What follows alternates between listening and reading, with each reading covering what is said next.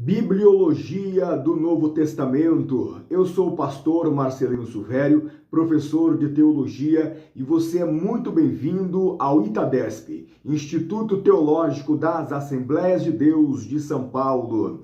Hoje é a primeira das 4 videoaulas que compõem a matéria da Bibliologia do Novo Testamento. Fico muito feliz em ter você por aqui.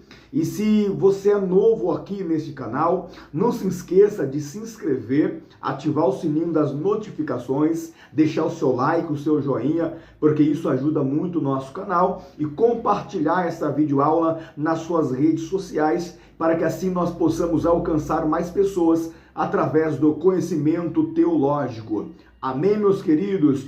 Fique comigo até o final desta aula, porque eu tenho a certeza que você será edificado. A aula de hoje está muito boa, mas muito boa mesmo. Amém? Bibliologia do Novo Testamento.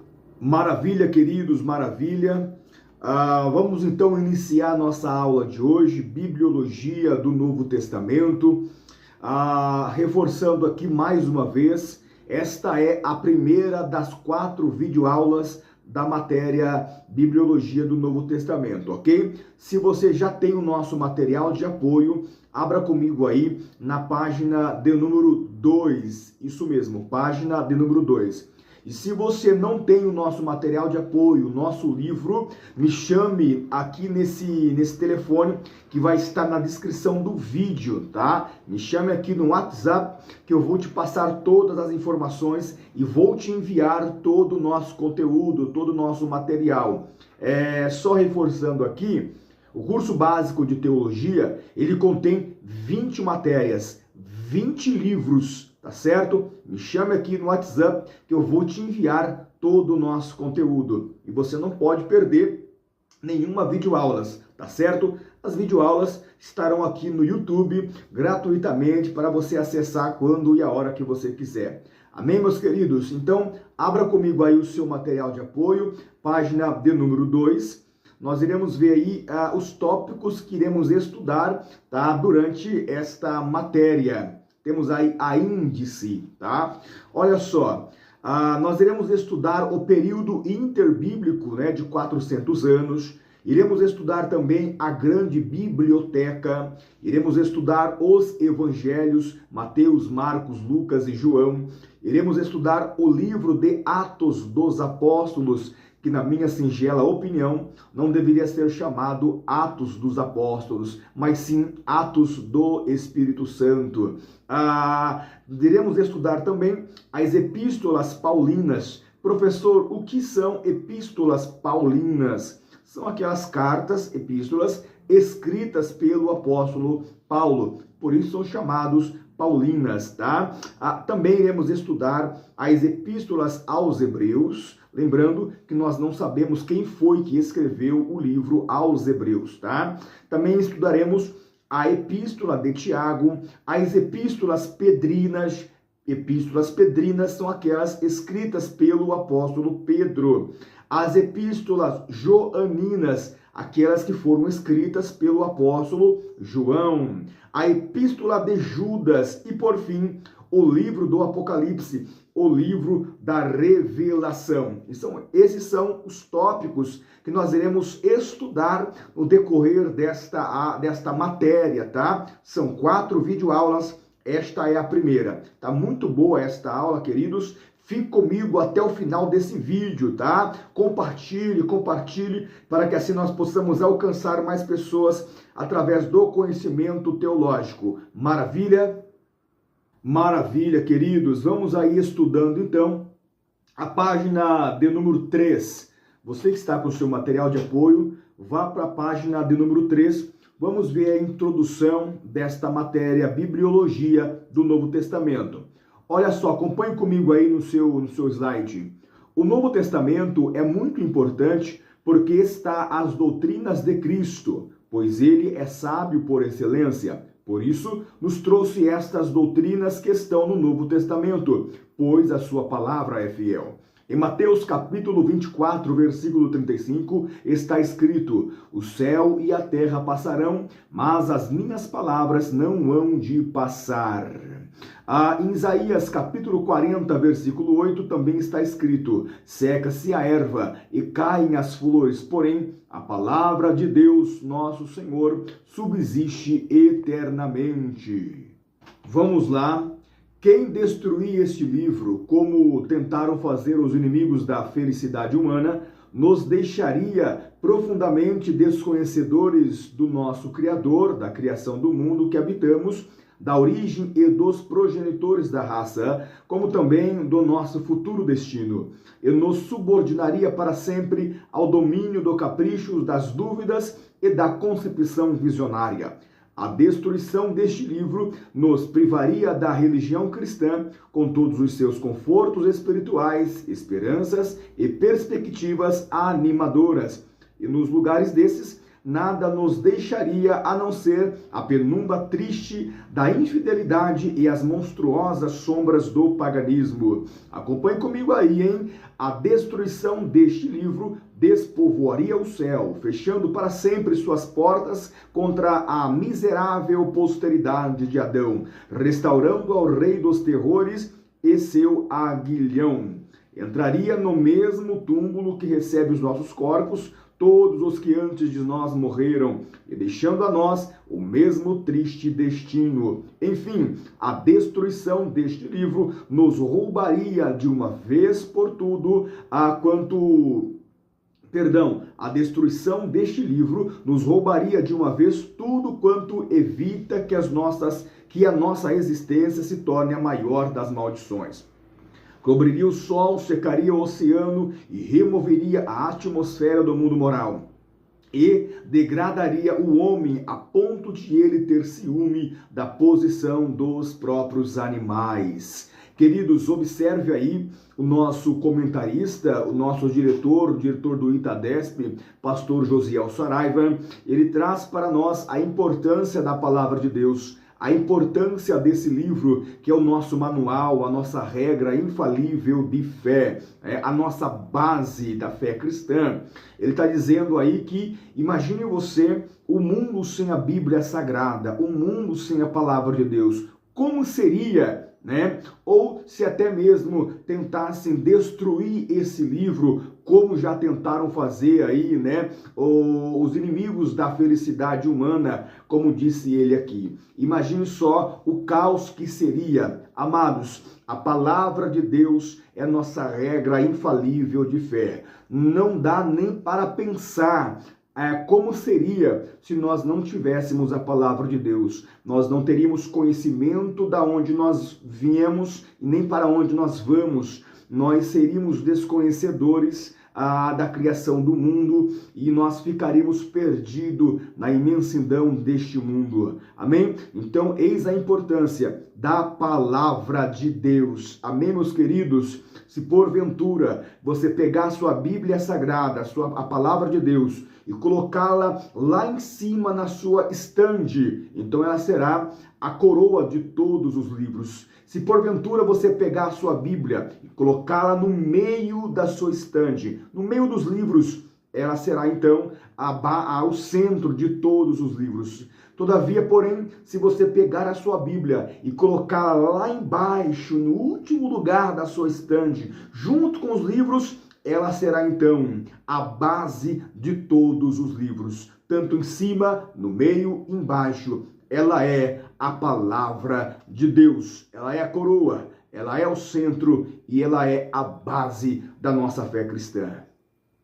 Maravilha, queridos, vamos lá, acompanhe comigo aí, página de número 4. Iremos ver aí a lição 1, o período interbíblico de 400 anos. Página de número 4, lição 1. Olha só que interessante.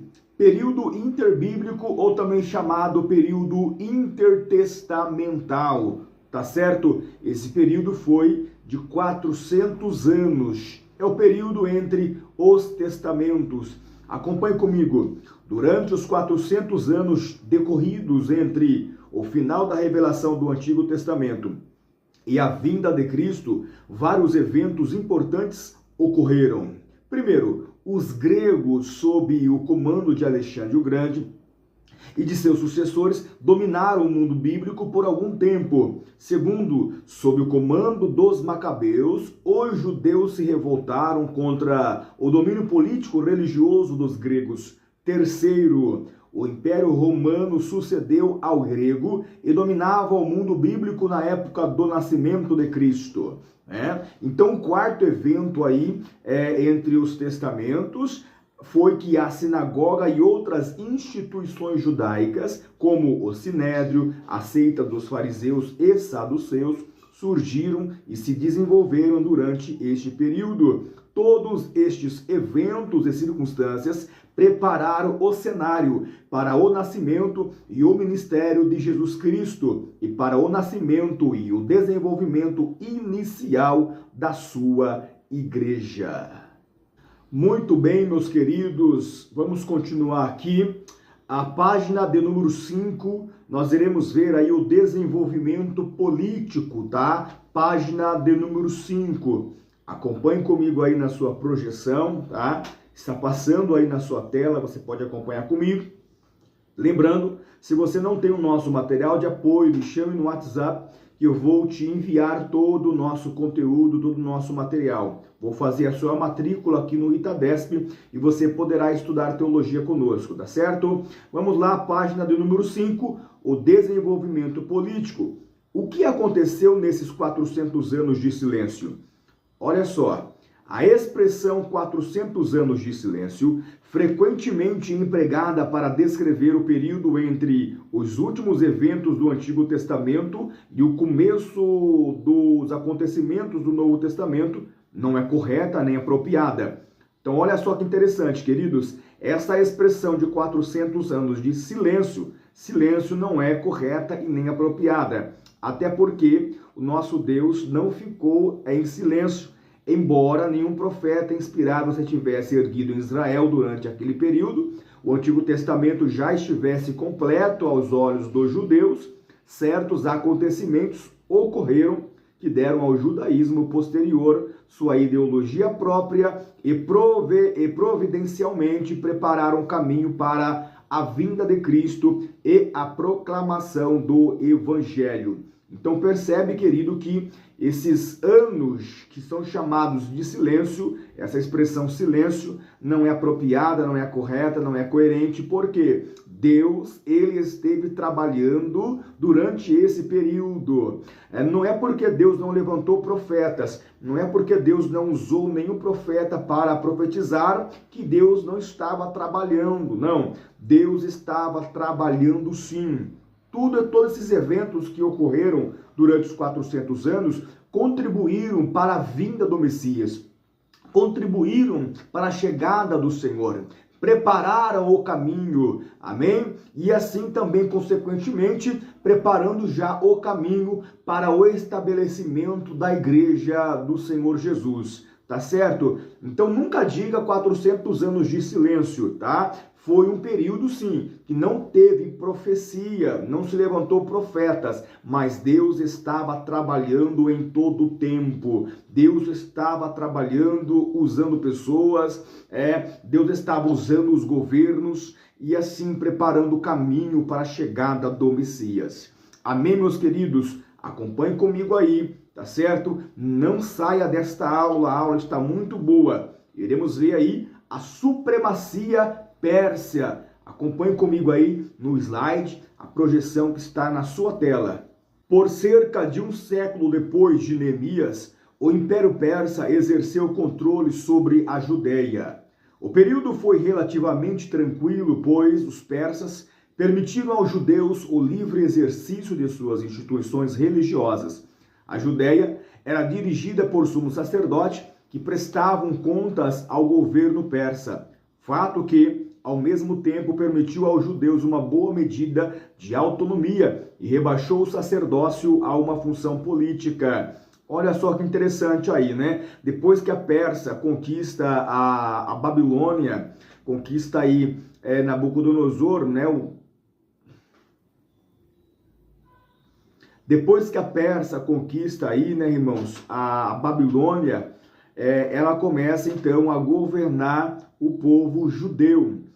a Pérsia, eles permitiram que os judeus voltassem, então, para a sua pátria e reconstruísse o templo, né? Todos nós conhecemos essa história. Foi um período relativamente tranquilo, mas só a questão do sacerdócio aí, ele foi rebaixado a uma função política, ou seja, já não estava mais trabalhando para fins espirituais, mas sim para fins políticos. Mas nós vamos entender que esse período em que a Pérsia governou o povo foi um momento estratégico, foi um momento oportuno. Era Deus usando a Pérsia, tá? Porque foi eles que permitiram os judeus regressar para sua pátria, tá certo? E reconstruir ali o templo. Inveja, intriga e até mesmo assassinato tiveram seu papel na disputa pela honra de ocupar o sumo sacerdócio. Então, olha só a briga que tiveram aí entre o povo para ocupar o sacerdócio. Afinal, era um cargo político, todo mundo queria estar ali ocupando o sacerdócio. Tem um texto lá em Neemias 12, 22, né, que Joana, filho de Joiada, é conhecido por ter assassinado o próprio irmão Josué, lá no recinto do templo. Você vai encontrar essa história em Neemias capítulo 12, versículo 22. A Pérsia e o Egito envolveram-se em constantes conflitos durante esse período. Eles viviam brigando, tanto a Pérsia quanto o Egito. Eles viviam em conflito, viviam brigando, e a Judéia estava situada entre os dois impérios. Ou seja, a Judéia ficou vulnerável, né, entre os dois impérios. Não podia escapar ao envolvimento. Durante o reino de Artaxerxes III, muitos judeus engajaram-se numa rebelião contra a Pérsia. Foram deportados para a Babilônia e para as margens do Mar Cáspio. Então percebe que mesmo assim, mesmo estando debaixo aí do jugo persa, eles se revoltaram contra os persas, porém foram aí derrotados e foram deportados para a Babilônia, tá certo? Mas tudo isso tinha um propósito. Deus está trabalhando, usando aí o governo persa. Amém, queridos? Vamos ver aí então a chegada de Alexandre o Grande. Então é assim, queridos, todos esses eventos ocorreram durante esse período interbíblico de 400 anos. Vocês perceberam que a Grécia conquista a Babilônia, depois vem agora Alexandre o Grande, tá? Que vai conquistar os persas, os persas conquista a Babilônia, agora vem Alexandre o Grande, conquista a Pérsia. Então esses eventos de conquistas, tá, foram acontecendo durante esse período interbíblico, que vai de Malaquias a Mateus, tá? Agora chega Alexandre o Grande, que segundo a história, cerca de 23 anos de idade, ele já tinha conquistado todo o mundo antigo. Alexandre o Grande veio conquistando todo o mundo antigo aí, com toda a sua força, com toda a sua vontade, tá certo? Acompanhe comigo aí na projeção. Em seguida, a derrota dos exércitos persas na Ásia Menor, 333 a.C., Alexandre marchou para a Síria e a Palestina. Depois de ferrenha resistência, Tiro foi conquistada e Alexandre deslocou-se para o sul, em direção ao Egito. Diz a lenda, olha só, diz a lenda, que quando Alexandre se aproximava de Jerusalém, o sumo sacerdote Jadua foi ao seu encontro e lhe mostrou as profecias de Daniel, segundo as quais o exército grego seria vitorioso. Está lá em Daniel, capítulo 8. Essa narrativa não é levada a sério pelos historiadores, mas é fato que Alexandre tratou singularmente bem os judeus. Ele lhes permitiu observarem suas leis, isentou-os de impostos durante os anos sabáticos e quando os constituiu Alexandria no Egito em 331, estimulou os judeus a se estabelecerem ali e deu-lhe privilégios comparáveis aos seus súditos gregos. Então observe que quando Alexandre o Grande, ele chega conquistando aí o reino Pérsia, em 333, ele marcha contra a Síria, ele marcha contra a Palestina, né? A Tiro foi conquistada e Alexandre o Grande deslocou-se para o sul, em direção no Egito. Ele chega no Egito e eles constroem então Alexandria, cidade que leva o seu nome, tá? Alexandria, no Egito, em homenagem a ele, foi um importante centro cultural para os judeus. Por muito tempo, Alexandria manteve ali a cultura judaica.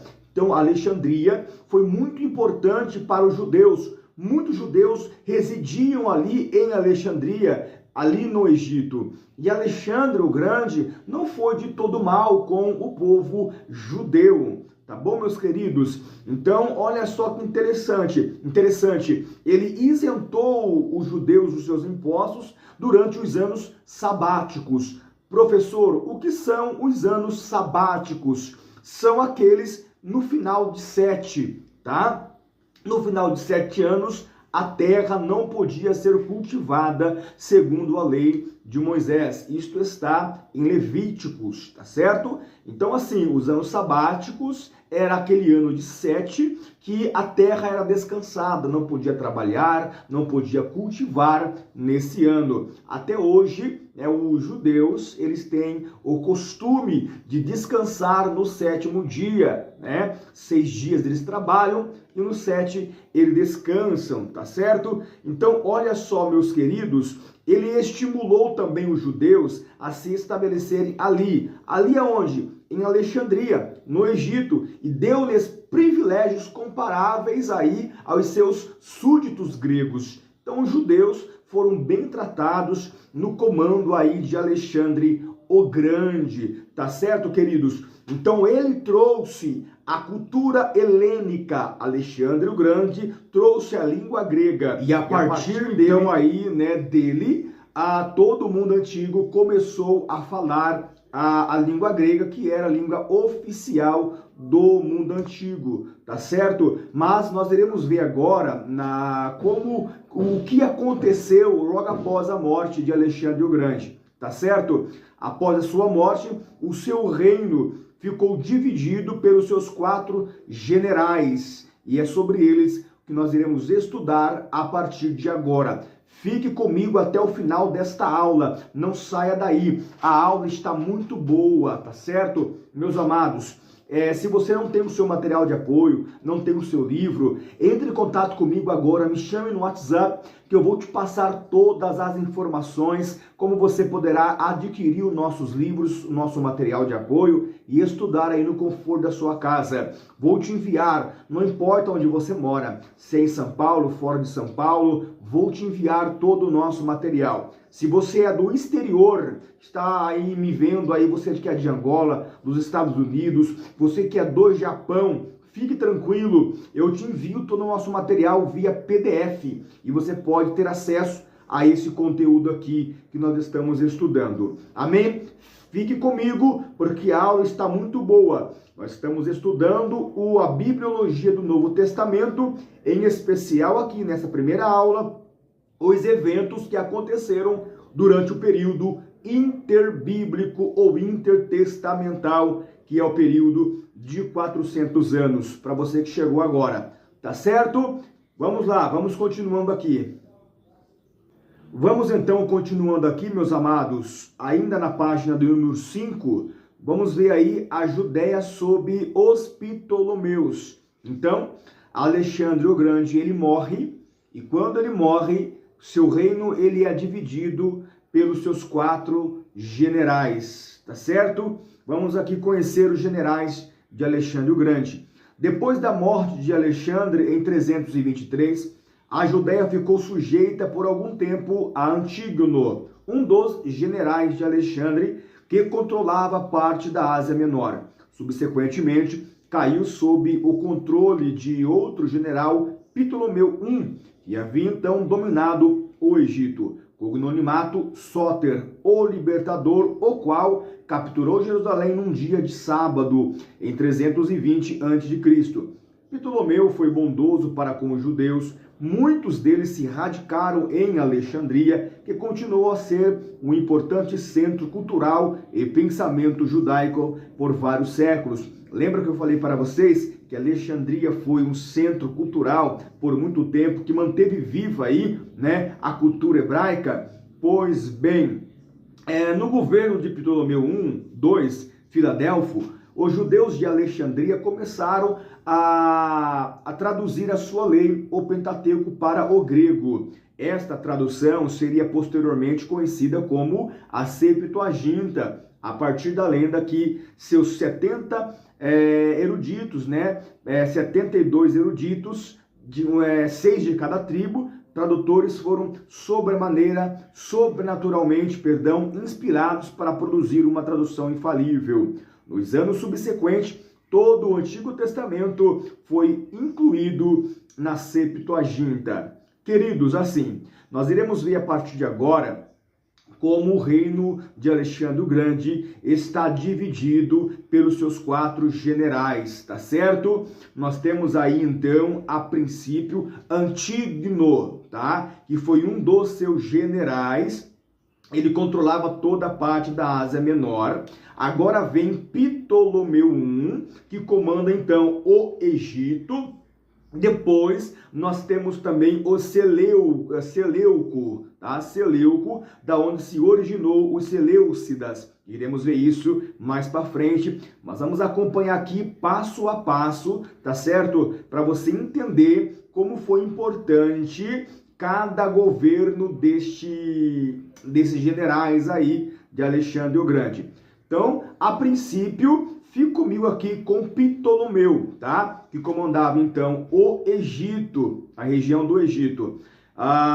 No governo de Ptolomeu II, Filadélfio, os judeus começaram a traduzir a sua lei. Então, o Pentateuco, ele foi traduzido para o grego a pedido de Ptolomeu II, Filadélfio, tá? O Tanache, que é o Antigo Testamento. Então surge a primeira versão, conhecida como a versão dos 70, a Septuaginta, que é a tradução do Antigo Testamento para o grego a pedido de Ptolomeu II, Filadélfio. Então vocês percebem que os judeus até então estavam bem, né?